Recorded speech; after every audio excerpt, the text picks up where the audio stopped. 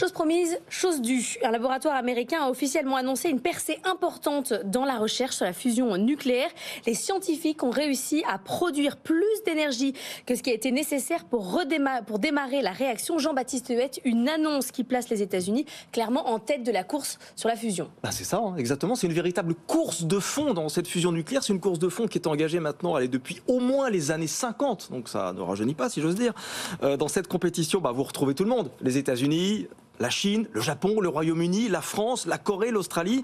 Et chaque année quasiment, chaque pays tente de franchir une barrière, de faire un pas supplémentaire dans la recherche fondamentale autour de la fusion.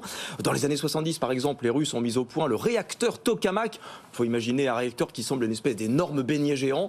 C'est cette technologie qui a été utilisée par ITER dans les Bouches-du-Rhône à Cadarache. Les Américains, eux, ont misé sur ce qu'on appelle le confinement inertiel. En gros, ils pointent des lasers sur une toute petite cible. Ça chauffe, ça chauffe, ça chauffe, ça produit de la fusion.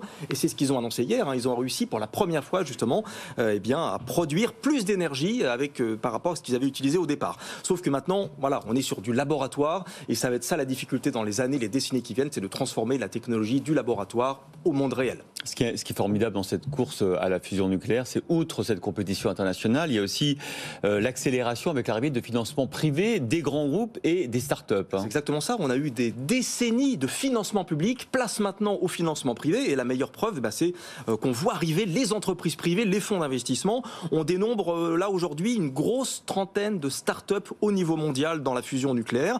La plupart sont américaines. Alors il y en a qui sont notamment dirigées, ou en tout cas dans lesquelles ont investi Jeff Bezos, l'ancien patron d'Amazon. Vous avez Bill Gates aussi, vous avez Google qui travaille sur la fusion nucléaire.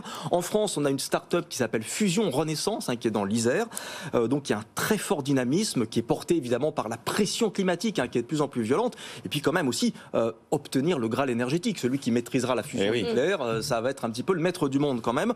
Donc voilà, il y a un très fort dynamisme. Au niveau mondial, on compte entre 4 et 5 milliards de dollars d'investissement en 2022. C'est ce que nous dit la Fusion Industrie Association. Maintenant, il faudra être très patient avant d'avoir un vrai réacteur nucléaire à fusion. Et l'avenir nous dira vraiment si c'est l'énergie du futur ou si ce n'est qu'un gouffre financier.